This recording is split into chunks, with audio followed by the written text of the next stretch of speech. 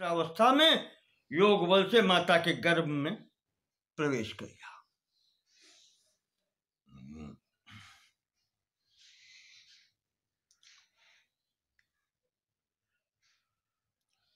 तो माता दिति को कश्यप जी ने जो वरदान दिया था, कहा था देवी तुम पवित्र रहकर 100 वर्षों तक ये नियम निभा पाओगी तो तुम्हारा पुत्र इंद्र को मारने वाला होगा।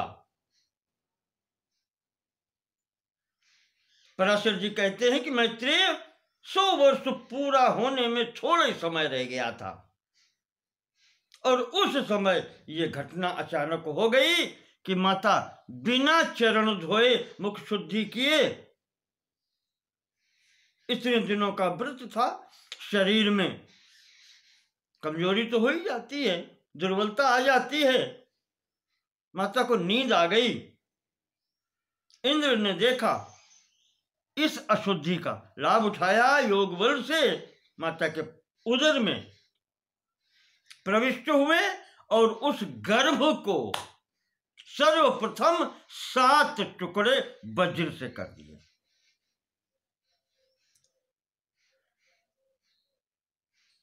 वज्रपाणिर्महागर्भम चिच्छेदाथ सप्तधाम संपीड्यमानो वज्रेण सरुरोधाति दारुणम। अब वो 7 टुकड़े हो गए, रोते हैं। इन्होंने देखा मरे नहीं तो प्रत्येक के 7 टुकड़े किए। ये इंद्र हैं, आप देखो क्या कहोगे। इसी स्थिति में तो व्यास जी कह देते हैं, और महाभारत में शांति पर्व में भीष्म पितामह जी ने भी कहा है युधिष्ठिर से कि युधिष्ठिर समय ऐसा ही रहा है, सदैव समय ऐसे ही चलता है, जैसे आजकल चल रहा है वैसे ही पहले भी चलता था।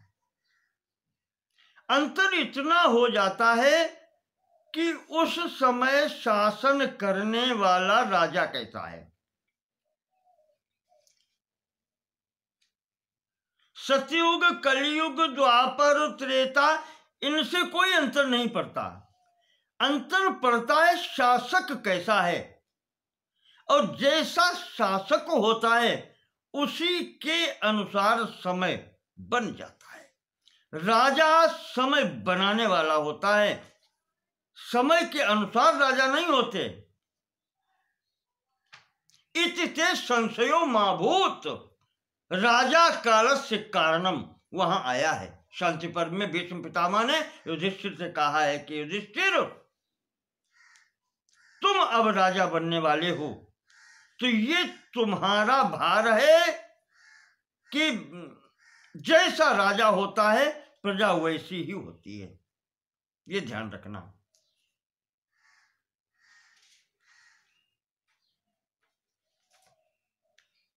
यथा राजा राज्ञ धर्मिणी धर्मिष्ठाम, राजा अगर धर्मवान है, धार्मिक है, तो प्रजा भी धार्मिक होती है। और अंत में कह दिया यथा राजा तथा प्रजा।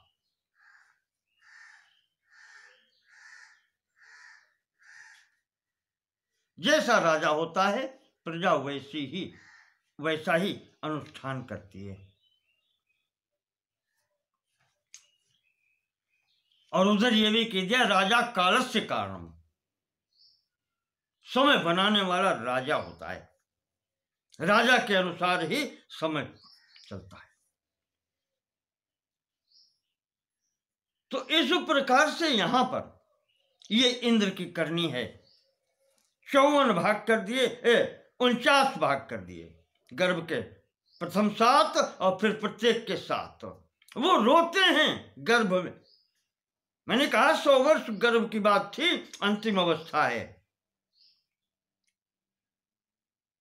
तो अब जब वो रोते हैं गर्भ में, तो ये कहता है मां रोदी, रो मत।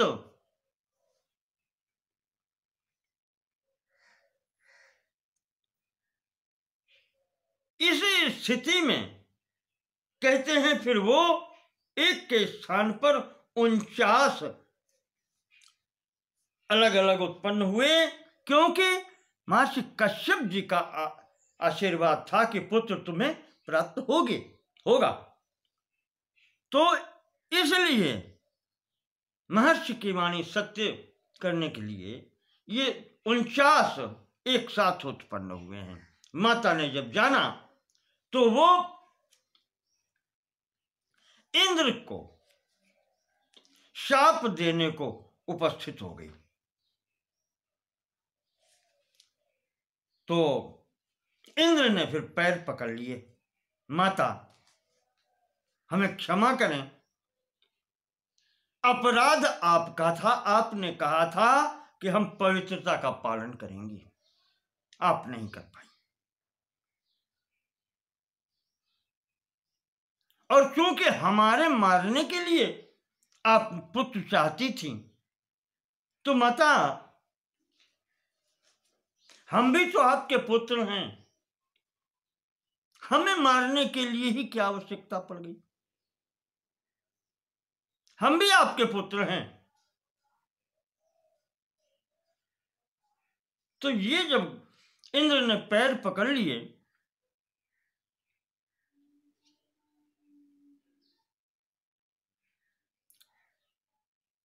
माता ने कहा,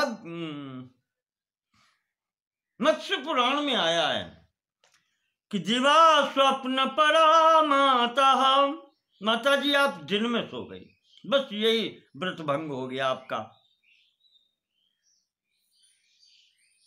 और पादाक्रांत शिरोरुहा, ये आपके जो शिरोरुह बाल थे सिर के, ये पैरों के नीचे आ गए।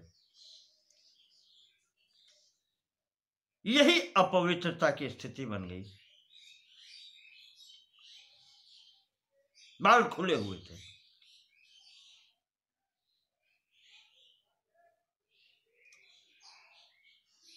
इसमें आपका भी दोष रहा। और फिर कहा हम आपके पुत्र हैं, मेरे लिए आज्ञा करो, आप बताओ क्या करना है, क्या हम आपके पुत्र नहीं हैं? तो माता कहती है कि ये जो तुम्हारे पुत्र हैं, इनको अपनी उसमें सम्मिलित करो। ये भी जब तुम मेरे पुत्र हो तो ये तुम्हारे छोटे भाई हैं। इस प्रकार माता जी ने जब कहा है, तो यहां पर इंद्र ने इन 49 भाइयों को मां रोदी कहा था, इसलिए ये मरुदगण कहलाए। मरुदगण ये वायु हैं 49, जिनको देवता की भांति इंद्र ने स्वीकार किया, ये देवताओं में सम्मिलित हो गए थे। तो इस प्रकार से यहां पर मरुदगण की उत्पत्ति हुई। ये दिति माता के पुत्र हैं, या यूं कहें ये भी दैत्य हैं, पर ये देवता की श्रेणी में इंद्र के साथ में भाग पाया इन्होंने, और ये इधर देवताओं में सम्मिलित हो गए।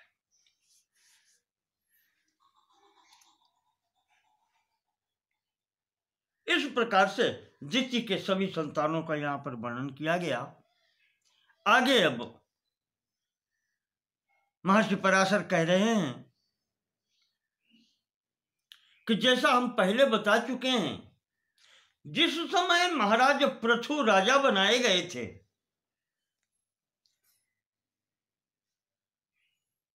उस समय ब्रह्मा जी ने जो व्यवस्था की थी,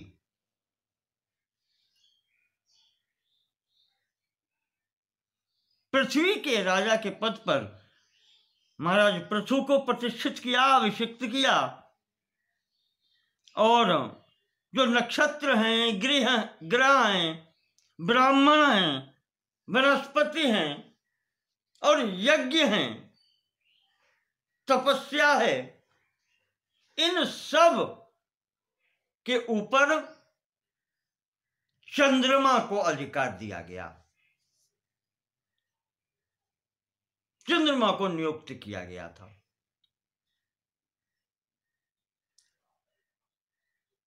पृथ्वी के समस्त राजाओं पर उनके भी राजा कुबेर नियुक्त किए गए थे। पृथ्वी के समस्त राजा कुबेर के अधिकार में आते हैं। प्रजापतियों के स्वामी दक्ष बनाए गए और मरुद्गण तो इंद्र हो ही गए। इनके जितने भी संसार में हाथी थे उनका सबका राजा ऐरावत को बनाया गया। उच्चैश्रवा घोड़ों का राजा हुआ। ऐसे ही सिंह को समस्त वन में रहने वाले पशुओं का स्वामी नियुक्त किया गया। वनस्पतियों का राजा यहां पर जो बताया गया है, वनस्पति नाम राजा नाम प्लक्षमेवाभ्यसेचयत। प्लक्ष कहते हैं पाकड़। पाकड़ का वृक्ष जो है उसको वृक्षों का राजा बनाया गया है। अर्थात पीपल और बट ये भी सब पीछे रहे। पाकड़ में फल आते ना छोटे छोटे, उसको वृक्षों का, वनस्पतियों का राजा बनाया गया।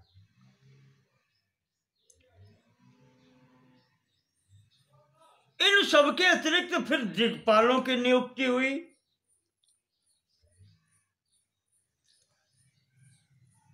और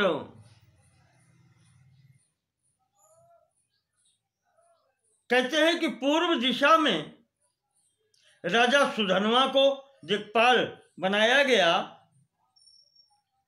दक्षिण दिशा में कर्दम जी के पुत्र राजा शंखपद की नियुक्ति हुई। अब ये कर्दम प्रजापति कौन है अभी यहां नहीं आया। एक महाराज केतुमान हैं, उनको पश्चिम दिशा में दिक्पाल पद पर नियुक्ति हुई। और उत्तर दिशा में राजा हिरण्य रोमा को अभिषेक किया गया।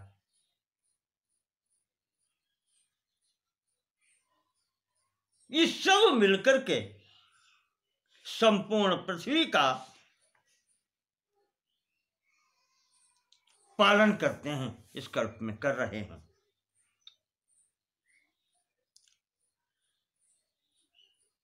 महाराज जी कहते हैं पराशर जी की मैत्रेय, एते सर्वे प्रवृत्तस्य स्थितौ विष्णोर्महात्मनः।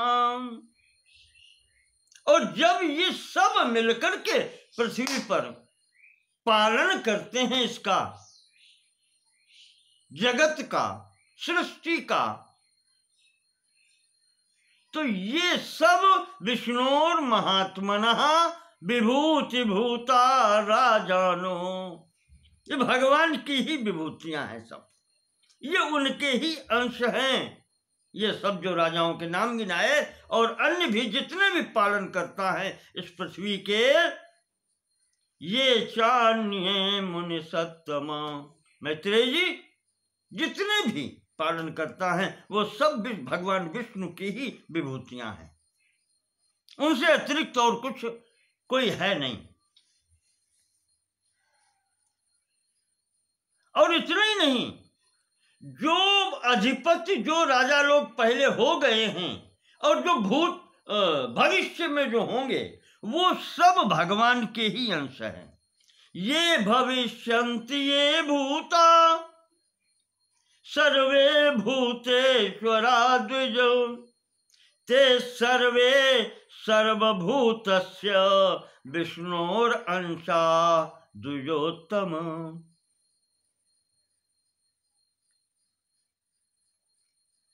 क्यों ये सब क्यों बता रहे हैं?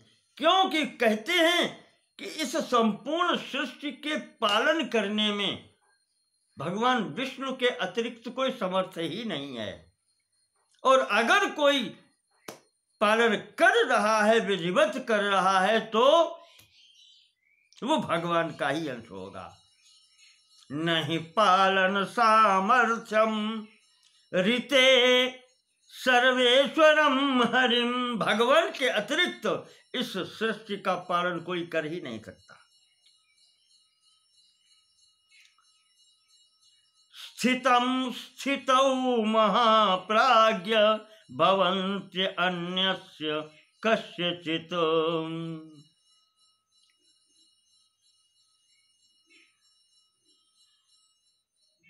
इसके कार्य में स्थितम स्थितौ, जो स्थित है इस सृष्टि संपूर्ण, उसका पालन करने में अन्य कोई समर्थ नहीं है।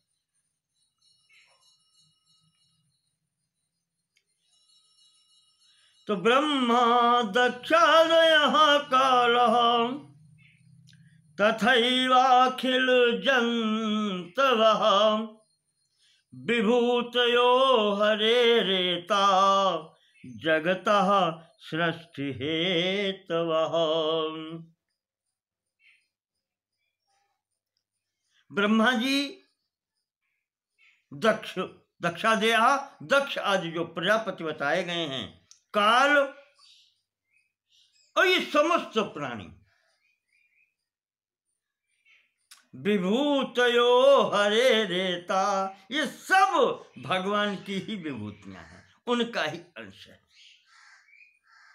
एता जगतः सृष्टि हेतवः, ये सब सृष्टि के हेतु या सृष्टि के कारण हैं, इनसे ही सृष्टि आगे चलती है। विष्णुर्मन्वादयः कालः, विष्णु भगवान, मनु काल, सर्वभूतानि च द्विज, और संपूर्ण प्राणी भूतगण।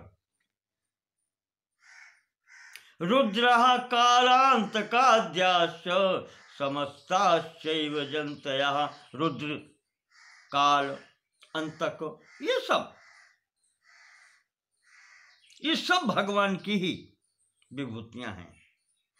यत् किंचित् सृज्यते येन सत्वजातेन वै द्विज, तस्य सृज्यस्य सम्भूतौ तत्सर्वं वै हरेस्तनुः। कहते हैं कि जो हम देख रहे हैं कि कोई जीव कोई वस्तु बनाता है या जीव से जीव की उत्पत्ति हो रही है, पिता से पुत्र की उत्पत्ति हो रही है, ये सब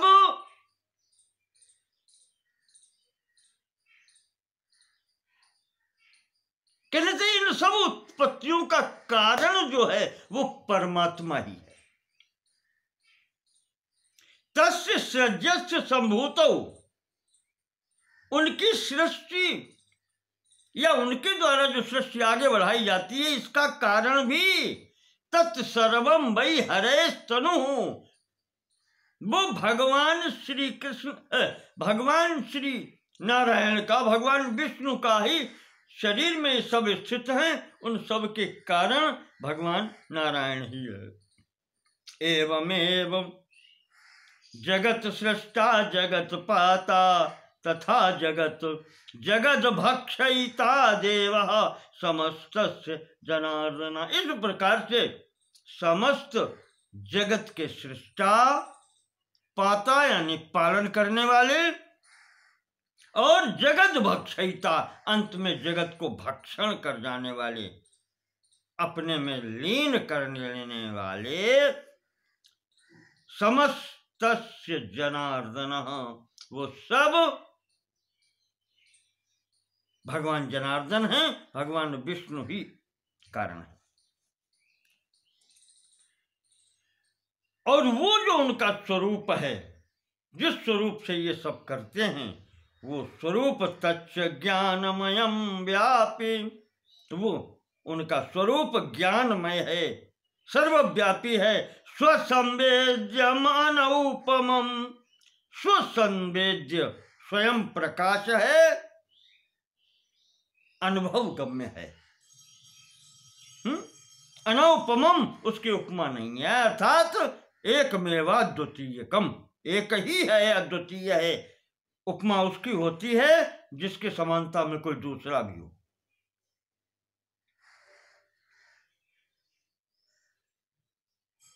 तो इस प्रकार से महाराज ने बताया, ज्ञानमय, सर्वव्यापी, स्वयं प्रकाश और अनुपम है।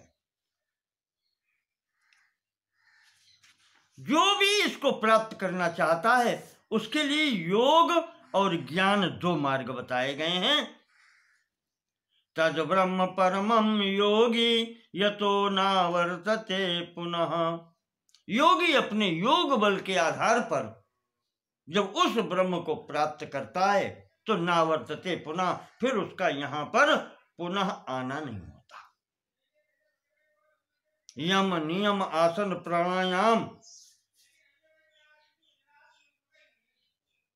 प्रत्याहार धारणा ध्यान समाधि अष्टांग योग की मार्ग पर चलकर के योगी जब वहां तक पहुंचता है, निर्बीज समाधि में जब पहुंचता है तब वो साक्षात्कार करता है, वही ब्रह्म है जो वहां प्राप्त होता है और फिर वहां से वापस आना नहीं होता है।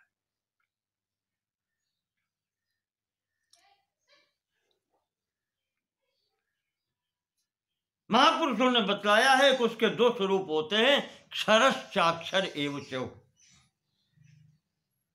एक क्षर कहलाता है, एक अक्षर कहलाता है। अक्षर स्वरूप वो परमात्मा कहा जाता है और जो क्षर स्वरूप उसका कहा जाता है, या मूर्त और अमूर्त, अमूर्त वो परमात्मा कहा जाता है, मूर्त में ये संपूर्ण जीवधारियों के अंतर्गत स्थित रहने वाला जो आत्मा है वो स्वरूप है उसका। दोनों स्वरूप एक ही उसके हैं। अक्षरम तत्पर ब्रह्म क्षरम सर्वमिदं जगत, अक्षर अव्यय अविनाशी वो परब्रह्म परमात्मा कहा जाता है, और ये क्षर क्षरम सर्वमिदं जगत, ये स्वरूप भी उसी का है, ये क्षर कहा जाता है। इस प्रकार से यहाँ पर भगवान का वर्णन दिया है। क्षराक्षरमयो विष्णु, भगवान विष्णु क्षर अक्षर दोनों स्वरूपों में है। विभाति अखिलम ईश्वर, इन संपूर्ण विश्व का वो पालन करते हैं। इस प्रकार से यहाँ पर पराशर जी ने भगवान विष्णु के स्वरूप की स्थिति बताई और अंत में कहते हैं कि अहम हरिहि सर्वमिदं जनार्दनो, ये चरम परिणति है आत्मज्ञान की। अहम हरिहि सर्वमिदं जनार्दनो, मैं ही हरि हूं, विष्णु हूं, परमात्मा हूं, और सर्वमिदं जनार्दनो, और ये भी जो कुछ भी दिखलाई पड़ता है विश्व स्वरूप, ये भी भगवान विष्णु का स्वरूप है। नान्यततः कारण कार्य जातम, मेरे अतिरिक्त, भगवान जनार्दन के अतिरिक्त न कोई कारण है न कोई कार्य है, अर्थात वही कारण भी है और वही कार्य भी है, दोनों स्वरूपों में वही है। ईदृं मनो यस्य न तस्य भूयो, ये जिसने अनुभव कर लिया है, ये जिसके मन में प्रतिष्ठित हो गया है, भवोद्भवा न ईदृं मनो यस्य न तस्य भूयो, न तस्य भूयो भवोद्भवा द्वंद्व गदा भवन्ति, जिसके हृदय में स्थिर हो जाता है, प्रतिष्ठित हो जाता है, उसके अंदर फिर द्वंद्व नहीं रहता, एकाकार हो जाता है, फिर वो एक ही रह जाता है। एकमेवाद्वितीयकम, ये उसकी स्थिति हो जाती है। वहां समस्त द्वंद्व मिट जाते हैं। भगवान सोहम की स्थिति में उपस्थित वो हो जाता है, जो यानी आत्मा परमात्मा का एकीकृत वो हो जाता है। फिर वहां पर द्वंद्व नहीं रहता, एक ही रह जाता है, वही परमात्मा स्वरूप है। इस प्रकार से यहां पर महर्षि प्रथम अंश की पूर्ति करते हैं। इत्येष तेंसः प्रथमः पुराणस्यास्य वै द्विज। कहते हैं हे द्विज, मैत्रेय जी यहाँ पर इस विष्णु पुराण की महत्ता बताते हुए, या भगवान विष्णु की महत्ता बताते हुए, इस पुराण का प्रथम अंश पूर्ण होता है। इसको जो भी सुनता है श्रद्धा पूर्वक, उसकी समस्त इच्छाएं पूर्ण होती हैं और समस्त मनोकामनाएं सिद्ध होती हैं। सब देवता उससे प्रसन्न होते हैं। तो इस प्रकार से इसको पूर्ति करते हुए हम इसको आज यहीं स्थगित करते हैं। नमो नमः सर्वेषां कृते धन्यवादाः।